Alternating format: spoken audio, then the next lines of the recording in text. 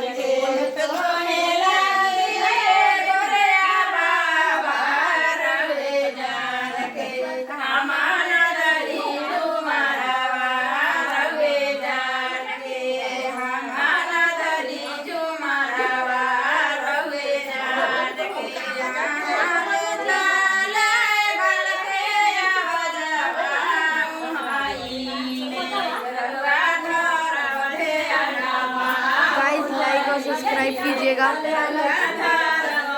मेरी दादी मौसी और मेरी मम्मी खेल रही है झूमर और ये मेरे छोटे मामा झूमर खेल रहे हैं। प्लीज लाइक और